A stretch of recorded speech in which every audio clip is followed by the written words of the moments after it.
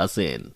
Industry में top actress के साथ काम करने के बाद भी असिन ने ऐसा क्यों कहा कि बॉलीवुड की फिल्में ना करना उसके लाइफ का सबसे बेस्ट डिसीजन था?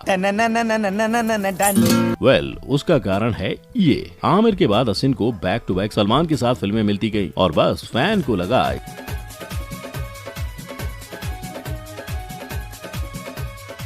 इसी कारण असिन के पर्सनल लाइफ पर बहुत इफेक्ट गिरा। ऐसी बातों पे फुल स्टॉप लगाने के लिए असिन ने एक टेलीफोनिक इंटरव्यू में कहा था कि ये सब सरासर झूठ है। मुझे नहीं पता लोग ऐसी झूठी कहानी बनाने में इंटरेस्टेड क्यों हैं। फिर क्या ये सब झूठ साबित करने के लिए भारत में सबसे पहले डुअल सिम बनाने वाली माइक्रोमैक्स कंपनी के को फाउंडर राहुल शर्मा के साथ असिन ने शादी कर ली और सल्लू भाई के फैंस की उम्मीदें तोड़ दी। और अब आपको तो पता ही है कि शादी के बाद अगर एक्ट्रेस काम करना चाहे तो होता है ये। बस तब से असिन अपने पति और 3 साल के बच्चे के साथ एक नॉर्मल हाउसवाइफ होने का फर्ज निभा रही हैं। नंबर 6, कोयना मित्रा। सागी सागी आइटम सॉन्ग से फेमस हुई कोयना मित्रा ने इंडस्ट्री से निकलकर ब्यूटी क्लिनिक खोल लिया। पुराने जमाने की ये नोरा फतेही आजकल स्किन सर्जरीज के बारे में ज्यादा इंटरेस्ट दिखा रही हैं। प्लास्टिक सर्जरी का नाम सुना है? और ये जान के आपको हैरानी होगी कि इसकी वजह है वो खुद। अपनी नोज सर्जरी फेल होने के कारण कोयना 6 महीनों तक घर से बाहर नहीं निकली थी और जब वो निकली सबको कोयना की सर्जरी का पता चला तो उसे फिल्में मिलना ही बंद हो गई। उसे 1-2 फिल्म के ऑफर आए पर वो बोल्ड फिल्म के थे। इस सबसे थक हार के कोयना ने रियलिटी शो बिग बॉस, जिसने कई सितारों के बिगड़े करियर को बना डाला, वहाँ पर जोर आजमाया पर वहाँ भी उसका कुछ खास नहीं हुआ। अपनी एक छोटी सी सर्जरी का नतीजा इतना महंगा हो सकता है ये जानने के बाद उसने ये ठान लिया कि ऐसा फिर कभी किसी के साथ नहीं होना चाहिए। तो बस बन गई सीधा एक्टर से एंटरप्रेन्योर और अब तो कोयना एक पूरा ब्यूटी इंस्टीट्यूट निकालने की सोच में पड़ी है। नंबर 7, ईशा देओल। क्या आपको पता है कि ईशा ने अपनी पहली फिल्म अपने पिता को बिना बताए की थी और जब धर्मेंद्र जी को पता चला तो हुआ ये। क्योंकि ईशा का बॉलीवुड में काम करना धर्मेंद्र को पसंद नहीं था तो क्या इसी कारण वो 10 साल तक इंडस्ट्री से बाहर रही? नहीं। Well, not entirely. Flops film के कारण हेमा मालिनी ने ईशा को सिर्फ लीड रोल करने की सलाह दी थी। बस इसी कारण ईशा लीड रोल का वेट करने लगी।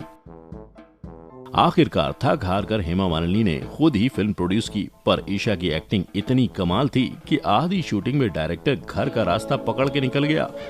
बैकअप पिक्चर बंद।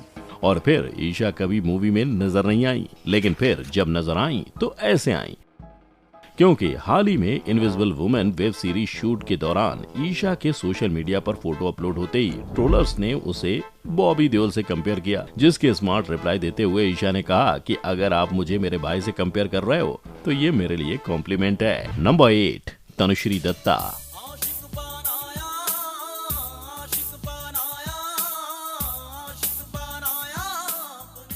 इस गाने ने किसको आशिक नहीं बनाया था? 2004 मिस यूनिवर्स कंपटीशन में पार्टिसिपेट करने वाली तनुश्री दत्ता आजकल यूएस की सड़कों पर घूमते हुए अपनी नॉर्मल लाइफ गुजार रही हैं। तनुश्री ने एक जूम इंटरव्यू में बताया था कि बॉलीवुड इंडस्ट्री में एक्ट्रेस को बस एज एन ऑब्जेक्ट की तरह ही यूज किया जाता है और शायद उसका कहना सच था क्योंकि पहली फिल्म से बोल्ड अंदाज में पॉपुलर हो गई तनुश्री को चॉकलेट मूवी की शूटिंग पर डायरेक्टर ने remove your clothes and dance with Irfan ऐसे कह दिया था। हालांकि तब उसके को स्टार इरफान खान एंड सुनील शेट्टी ने उसके साथ स्टैंड लिया और बात दब गई। पर कुछ दिनों बाद एक आइटम सॉन्ग के वक्त तनुश्री ने नाना पाटेकर के खिलाफ सेक्सुअल हैरेसमेंट की कंप्लेंट की और इस बार भी उसे चुप कराया गया। कंट्रोल। फिर कुछ साल बीते, #MeToo मूवमेंट आया और तनुश्री को लगा कि इस बार बात उठाकर शायद कुछ नतीजा निकले, पर अफसोस कोई नतीजा सामने नहीं आया। आखिरकार तनुश्री सब छोड़कर अपने फैमिली के साथ यूएस शिफ्ट हो गई। नंबर 9, रिमी सेन। मुंबई में बहुत से लोग एक्टर बनने आते हैं पर अगर फैक्ट भाई कहे कि ये ऐसी एक्टर है जिसे एक्टर बनना पसंद नहीं था तो आप मानोगे? नहीं, मैं नहीं मानता। पर ऐसा क्यों? आइए जानते हैं। बागबान, हंगामा, धूम जैसी हिट फिल्मों में काम करने के बाद रिमी सेन के पास फिल्म्स की तो लाइन ही लग गई, पर उन्होंने आई हुई सभी फिल्में रिजेक्ट कर दी क्योंकि रिमी का मानना था कि फैमिली प्रॉब्लम की वजह से वो एक्टर बन गई थी, जबकि उसके सपने कुछ और थे।